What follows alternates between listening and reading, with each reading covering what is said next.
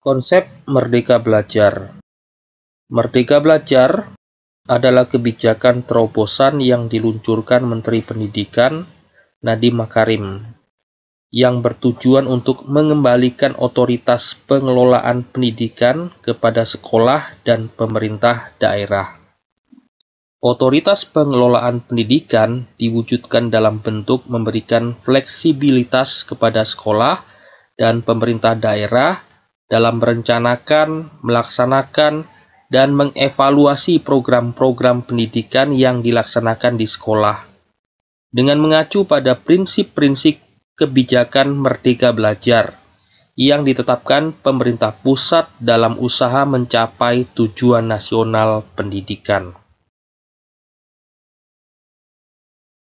Konsep Merdeka Belajar adalah filosofi pendidikan yang memberikan kebebasan pada peserta didik untuk mengatur proses pembelajaran mereka. Melalui pendekatan ini, peserta didik diharapkan dapat mengembangkan kemandirian dan kreativitas dalam belajar. Konsep Merdeka Belajar memiliki 3 pilar utama, yaitu kemandirian, kreativitas, dan inovasi. Pilar-pilar ini menjadi landasan bagi peserta didik untuk mengembangkan potensi diri mereka secara mandiri. Penerapan Merdeka Belajar di sekolah melibatkan pengembangan kurikulum yang mengandung kemandirian peserta didik serta pembelajaran berbasis proyek yang mendorong kreativitas dan inovasi. Pendidik memiliki peran penting dalam mendukung konsep Merdeka Belajar. Mereka perlu menjadi fasilitator pembelajaran yang mampu memberikan bimbingan dan dukungan kepada peserta didik tanpa membatasi kreativitas mereka. Jadi pendidik bukan satu-satunya sumber ilmu. Pemanfaatan teknologi seperti platform pembelajaran online dan aplikasi kreatif dapat menjadi sarana untuk mendukung konsep Merdeka Belajar, memungkinkan akses dan pembelajaran yang lebih fleksibel. Penerapan konsep Merdeka Belajar dapat membawa manfaat seperti peningkatan motivasi belajar, pengembangan keterampilan berpikir kritis, dan peningkatan kreativitas peserta didik. Meskipun memiliki manfaat yang besar, konsep Merdeka Belajar juga dihadapkan pada berbagai tantangan, termasuk keterbatasan sumber daya dan perubahan paradigma dalam proses pendidikan. Konsep Merdeka Belajar merupakan pendekatan pendidikan yang memberikan kebebasan pada peserta didik untuk mengatur proses pembelajaran mereka dengan tujuan untuk mengembangkan kemandirian, kreativitas, dan inovasi. Untuk memahami konsep kurikulum merdeka, perhatikan gambar berikut ini. Bahwa kurikulum merdeka itu muaranya atau sentralnya adalah membentuk profil pelajar Pancasila.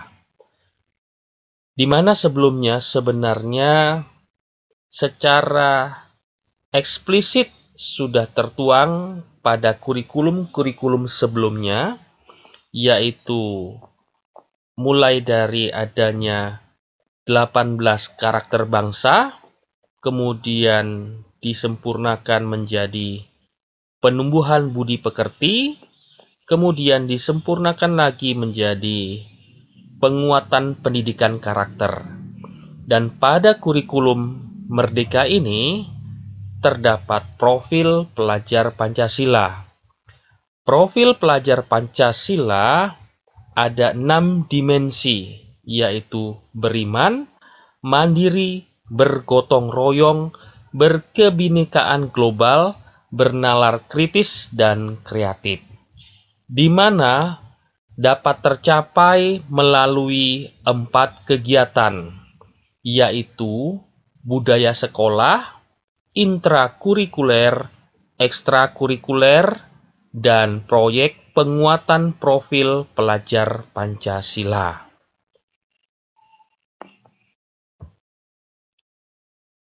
Kebiasaan yang baik yang mengandung akhlak mulia hendaknya dilakukan secara berulang-ulang dan terus-menerus, sehingga akan membentuk suatu budaya.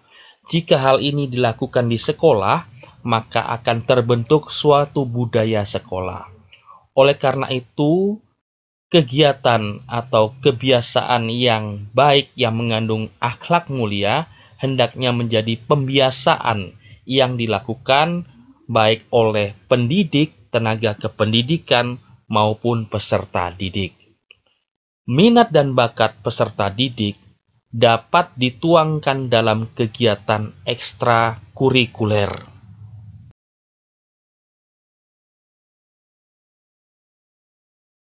Yang perlu dipahami lebih lanjut dalam kurikulum Merdeka ini adalah mengenai kegiatan intrakurikuler dan proyek penguatan profil pelajar Pancasila, di mana masing-masing kegiatan ini ada panduannya. Untuk intrakurikuler, panduannya terdapat dalam panduan pembelajaran dan asesmen, di mana kegiatan intrakurikuler ini adalah berdasarkan capaian pembelajaran yang ditetapkan dalam Keputusan Kepala Badan Standar Kurikulum dan Asesmen Pendidikan Nomor 33 Tahun 2022. Sebenarnya, capaian pembelajaran ini sama dengan KI dan KD. Bedanya, pada kompetensi dasar dituliskan secara numbering, sedangkan pada capaian pembelajaran ini dituliskan secara paragraf dan didistribusikan berdasarkan fase-fasenya. Nah, capaian pembelajaran ini nantinya dijabarkan menjadi tujuan pembelajaran, di mana tujuan pembelajaran ini dapat disusun sehingga menjadi suatu alur tujuan pembelajaran. Alur tujuan pembelajaran inilah yang menjadi dasar untuk membuat modul ajar. Nah, pada proyek penguatan profil pelajar Pancasila ada panduannya, yaitu panduan proyek penguatan profil pelajar Pancasila. Kegiatan proyek penguatan profil pelajar Pancasila tidak berdasarkan pada capaian pembelajaran, tetapi berdasarkan tema. Nah, tema ini telah ditetapkan oleh Kepala Badan Standar Kurikulum dan Asesmen Pendidikan Nomor 9 Tahun 2022, di mana ada 7 tema secara umum, tetapi untuk SMK ditambah lagi 2, sehingga menjadi 9 tema. Tema-tema tersebut adalah gaya hidup berkelanjutan, kearifan lokal, Bhinneka Tunggal Ika,